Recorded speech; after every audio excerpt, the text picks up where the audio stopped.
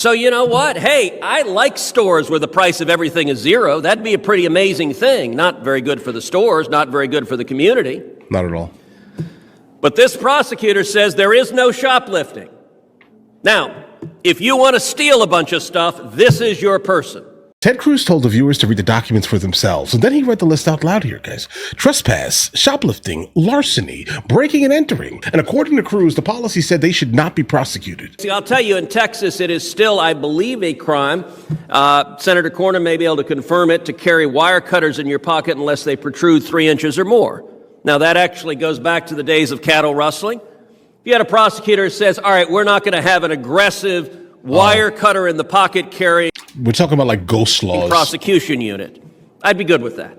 All right. So maybe the categories of crimes that she says are no longer crimes in my jurisdiction, maybe they're that kind of thing, the stupid things. Right.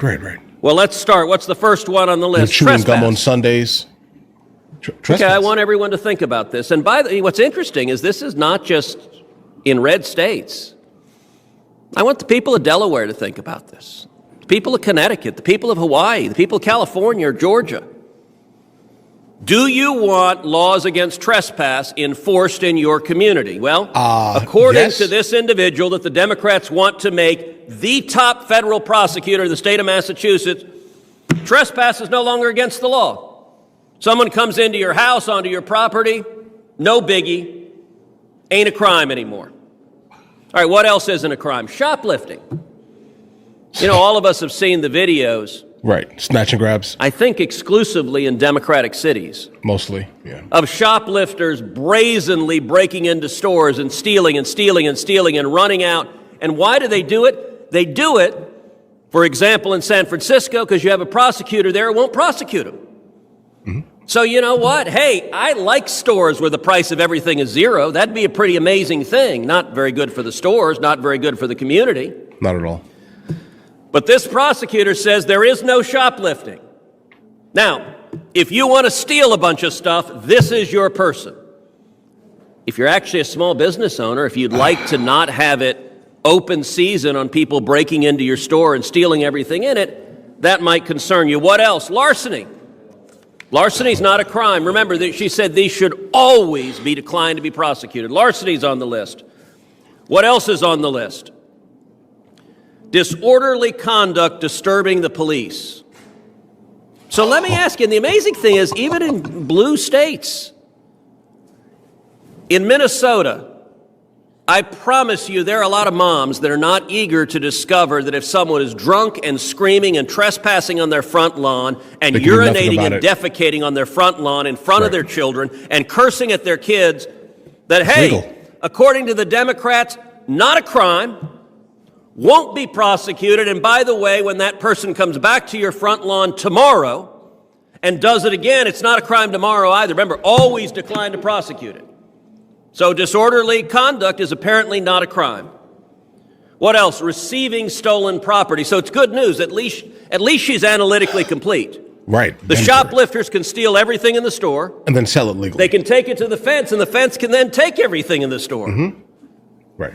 If you believe that theft doesn't matter, that's a great idea. If you believe in actually enforcing the law, that's insane. What else is not a crime?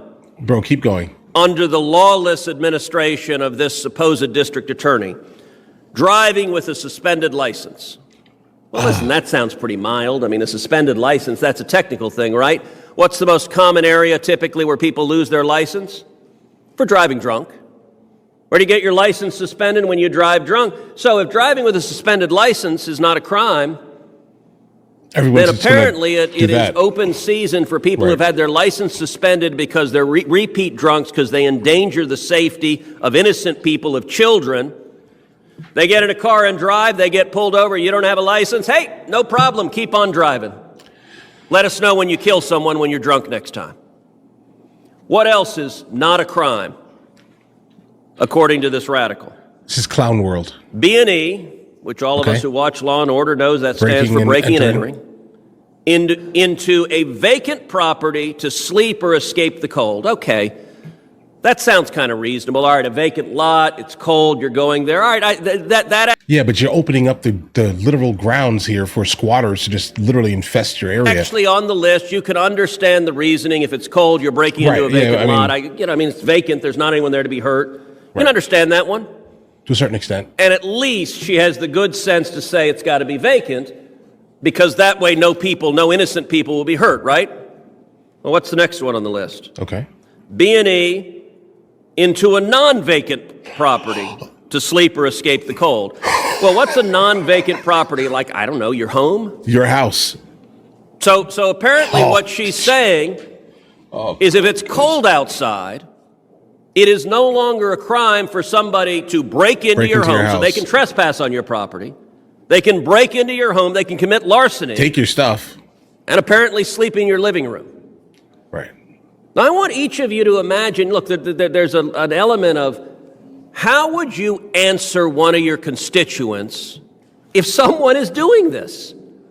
And the answer from the prosecutor is, we will always dismiss the case. So I regularly call the modern left the party of zero accountability or lack of accountability, because it seems like every single thing that they push or even can even go after, let's say, seems to kind of remove accountability from someone who has lived their entire life in a state of like literal failure. And that definitely sounds a little bit harsh, but understand this here. When you are at your literal bottom, okay, and you're there realizing that no one is going to come and help you at all here, what ends up happening is you tend to kind of figure out a way, bro. Right? Like find a way to succeed in ways that you've never would have even imagined here, because now all of the outside influences of, I don't know, the world holding you accountable are basically holding you accountable for what you've done here. And then what comes next? Potential success here. All right. Understand what I'm trying to say here when I say this here. But the idea of making trespass legal, shoplifting legal, larceny legal, that is not helping the community of people who are even doing these things.